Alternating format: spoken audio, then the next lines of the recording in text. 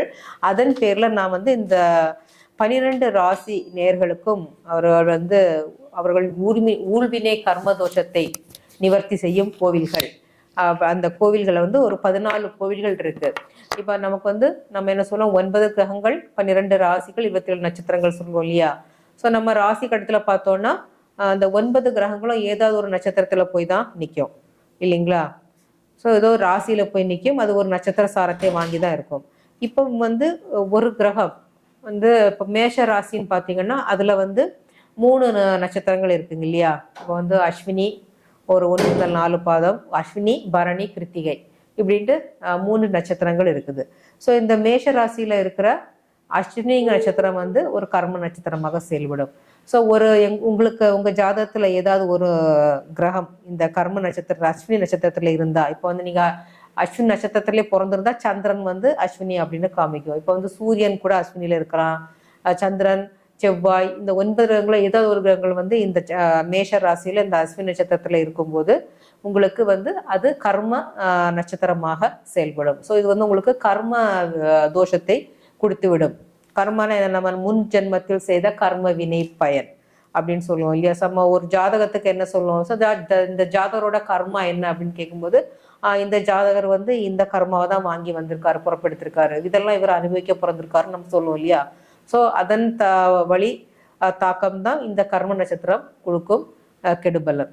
பார்க்கும்போது அஸ்வினி நட்சத்திரத்துல வந்து ஒருத்தருக்கு வந்து ஒரு கிரகம் இருந்து வந்து மெயினா வந்து தசா புத்தி நடத்தும் போது கண்டிப்பாக அவங்க வந்து இந்த கோவில் பரிகாரங்களை கண்டிப்பாக செய்யணும்.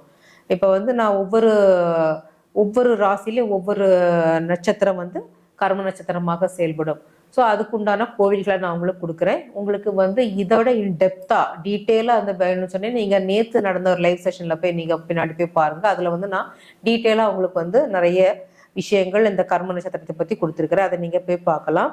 இப்போ மேஷ ராசியில் அஸ்வினி நட்சத்திரம் கர்ம நட்சத்திரமாக இருக்கும்போது அதற்குண்டான பரிகார கோவில்னு பார்த்தீங்கன்னா திருநீர்மலை தூமகேது விநாயகர், சரிங்களா. ஸோ இந்த விநாயகரை நீங்கள் செவ்வாய்க்கிழமை ராகு காலம் போயிட்டு நீங்கள் பரிகாரம் பண்ணீங்கன்னா, வழிபாடு பண்ணீங்கன்னா உங்களுக்கு உண்டான இந்த கர்ம தோஷம் ஒரு வாட்டியில் நீங்கள் அடிக்கடி போயிட்டு படிப்படியாக குறையும். எவ்வளோ உங்களால் முடியுமோ அவ்வளோ வந்து நீங்கள் வந்து வழிபாடு இது வந்து பரிகாரம் நீங்கள் போய் செஞ்சீங்கன்னா உங்கள் கர்ம தோஷம், அந்த அஸ்வினி நட்சத்திரம் குடிக்கிற கர்ம தோஷம் வந்து உங்களுக்கு படிப்படியாக குறையும். அடுத்ததாக ரிஷப ராசியில் வந்து பார்த்தீங்கன்னா மிருகசீரிஷம். இப்போ வந்து மிருகசீரிஷம் நட்சத்திரம் ரிஷப ராசிலையும் வரும், மிதுன ராசிலையும் வரும். ஸோ ரிஷப ராசியில வர மிருகசீரிஷம் மாத்திரம் தான். மிருகசீரிஷம் 1ஆம் பாதம் 2ஆம் பாதம் வந்து ரிஷப ராசியில வரும். ஸோ ரிஷப ராசியில வர மிருகசீரிஷம் நட்சத்திரத்துக்கு உள்ள பரிகார கோவில் அப்படின்னு பார்த்தீங்கன்னா ஆதி நாராயண பெருமாள் திருவாரூர் டு தஞ்சாவூர் வயா அந்த இதில் இருக்கு ஸ்ரீ ஆதிநாராயண பெருமாள் கோவில். இங்கே போயிட்டு நீங்கள் செவ்வாய்க்கிழமை போயிட்டு நீங்கள் பரிகாரம் பண்ணிக்கலாம். செவ்வாய்க்கிழமை போயிட்டு நீங்கள் பரிகாரம் பண்ணால் இதன் கர்மதோஷம் வந்து கண்டிப்பாக விலகும், இந்த நட்சத்திர கர்மதோஷம்.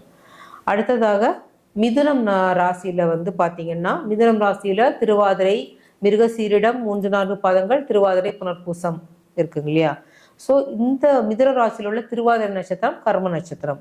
ஸோ இதற்குண்டான கோவில் பார்த்தீங்கன்னா ஸ்ரீபெரும்புதூர் சிவன் கோயில், ஸ்ரீபெரும்புதூரில் உள்ள சிவன் ஆலயம், பூதபுரீஸ்வரர் சிவன் கோயில், அந்த கோயிலில் வந்து போயிட்டு நீங்கள் எப்போ பரிகாரம் பண்ணணும்னா சனிக்கிழமை போயிட்டு நீங்கள் பரிகாரம் பண்ணணும். சனிக்கிழமை போய் பரிகாரம் பண்ணிக்கோங்க.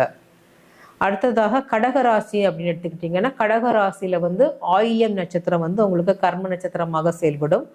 அங்கே போய் ஒரு கிரகம் ஆயில்ய நட்சத்திரத்தில் ஒரு கிரகம் இருந்தால் நீங்கள் வந்து கண்டிப்பாக இந்த பரிகாரத்தை நீங்கள் செஞ்சே ஆகணும். இப்போ வந்து ஆயில்ய நட்சத்திரத்துக்கு உண்டான கோயில் பார்த்தீங்கன்னா கீழவளவூர் சிவன் அப்படிங்கிற கோயிலில் போயிட்டு நீங்கள் எப்போ போகணும்னு அப்படின்னா புதன்கிழமை போயிட்டு நீங்கள் பரிகாரம் பண்ணிக்கணும். புதன்கிழமை போயிட்டு பரிகாரம் பண்ணீங்கன்னா இந்த ஆயில்யம் நட்சத்திர தோஷம் வந்து உங்களுக்கு விலகும். அடுத்ததாக சிம்மம் ராசியில் வர்ற பூரம் நட்சத்திரம் வந்து உங்களுக்கு கர்ம நட்சத்திரமாக செயல்படும். ஸோ பூரத்தில் வந்து ஒரு கிரகம் இருக்குந்தா நீங்கள் திருமெச்சியூர் ஸ்ரீ லலிதாம்பிகை, திருமியச்சூர் ஸ்ரீ லலிதாம்பிகைங்கிற கோயிலுக்கு போயிட்டு எப்போ போகணும்னா வெள்ளிக்கிழமை போயிட்டு நீங்கள் பரிகாரம் பண்ணிக்கணும். வெள்ளிக்கிழமை போயிட்டு பரிகாரம் பண்ணீங்கன்னா இதன் தாக்கம் பூர நட்சத்திர கர்மதோஷம் கண்டிப்பாக விலகும். அடுத்ததாக கன்னி ராசியில் உள்ள அஸ்தம் நட்சத்திரம் வந்து கர்ம நட்சத்திரம். ஸோ அஸ்தம் நட்சத்திரத்துக்கு காஞ்சிபுரம் வரதராஜ பெருமாள் போயிட்டு நீங்கள் எப்போ போகணும் அப்படின்னா திங்கள் கிழமை போயிட்டு நீங்கள் பரிகாரம் பண்ணிக்கணும். சரிங்களா? அடுத்ததாக துலாம் ராசியில் உள்ள சித்திரை நட்சத்திரம். ஸோ துலாம் ராசியிலையும் சித்திரை வரும், கன்னிலையும் சித்திரை வரும். கன்னியில் வர சித்திரை கிடையாது, துலாம் ராசியில் வர சித்திரை தான் வந்து உங்களுக்கு கர்ம நட்சத்திரமாக செயல்படும். ஸோ அதில் ஒரு கிரகம் இருந்துச்சுன்னா நீங்கள் பன்ருட்டி சோமநாத சுவாமி வந்து நீங்கள் கோயில் பரிகாரமாக எடுத்துக்கலாம். அது வந்து நீங்கள் எப்போ போகலான்னா செவ்வாய்க்கிழமை போய் பரிகாரம் பண்ணிக்கலாம். அடுத்ததாக விருச்சிக ராசியில் வந்து அனுஷம் நட்சத்திரம் கர்ம நட்சத்திரம்.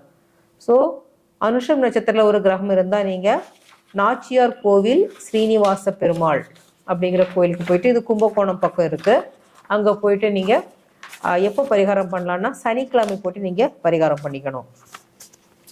அடுத்ததாக தனுசு ராசியில் மாத்திரம் இருக்கிற 3 நட்சத்திரங்களுமே கர்ம நட்சத்திரங்களாக செயல்படும்.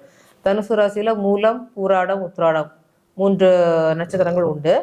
ஸோ இதில் மூலம் நட்சத்திரம் அப்படின்னு பார்த்தீங்கன்னா அதுக்கு உண்டான பரிகார ஸ்தலம் திருவேதிக்குடி வேதபுரீஸ்வரர் அப்படிங்கிற கோயிலுக்கு வந்து நீங்கள் செவ்வாய்க்கிழமை போயிட்டு பரிகாரம் பண்ணிக்கலாம்.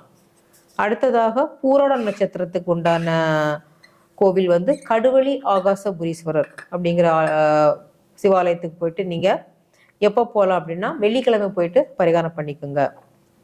அடுத்ததாக உத்திராடம் நட்சத்திரத்துக்கு உண்டான கோவில் திருப்புவனம் புஷ்பவனேஸ்வரர் சிவாலயத்துக்கு போயிட்டு எப்போ போனால் ஞாயிற்றுக்கிழமை போயிட்டு நீங்கள் பரிகாரம் பண்ணிக்கோங்க. அடுத்ததாக மகர ராசியில் உள்ள நட்சத்திரம் அவிட்டம் நட்சத்திரம். ஸோ அவிட்டம் நட்சத்திரம் வந்து உங்களுக்கு மகரத்துலேயும் வரும், கும்பத்துலேயும் வரும். ஆனால் மகர ராசியில் உள்ள அவிட்டம் தான் கர்ம நட்சத்திரம். ஸோ அதற்குண்டான வழிபாட்டு ஸ்தலம் வந்து குமாரவயலூர் ஸ்ரீ சுப்பிரமணிய சுவாமி போயிட்டு நீங்கள் செவ்வாய்க்கிழமை போயிட்டு நீங்கள் பரிகாரம் பண்ணிக்கலாம். அடுத்ததாக கும்பம் ராசியில் உள்ள புரட்டாதி நட்சத்திரம் கர்ம நட்சத்திரம். ஸோ அதற்கு உண்டான வழிபாட்டு ஸ்தலம் ரங்கநாதபுரம் உள்ள சிவாலயம், அங்கே போயிட்டு நீங்கள் வியாழக்கிழமை போயிட்டு நீங்கள் பரிகாரம் பண்ணிக்கோங்க. அடுத்ததாக மீன ராசியில் வந்து உத்திரட்டாதி நட்சத்திரம் வந்து கர்ம நட்சத்திரம். ஸோ இதற்குண்டான கோவில்னு பார்த்தீங்கன்னா சங்கரநாராயணர் கோவில் சங்கரன் கோவில் தென்காசி மாவட்டத்தில் இருக்குது. ஸோ இங்கே போயிட்டு நீங்கள் சனிக்கிழமை போயிட்டு நீங்கள் பரிகாரம் பண்ணீங்கன்னா உங்களோட இந்த 14 கர்ம நட்சத்திரங்கள் ஏதாவது கிரகம் நின்று தசாபக்தி நடத்தும் போது இந்த பரிகாரத்தை நீங்கள் பண்ணீங்கன்னா அந்த கர்ம தோஷம் வந்து உங்களுக்கு பாதிப்பே தராது. ஸோ எல்லாரும் பயன்படுத்திக்கோங்க. மிக மிக அற்புதமான கோவில்கள் இவை. சரிங்களா? முடிச்சு கட் பண்ணிக்கணும்.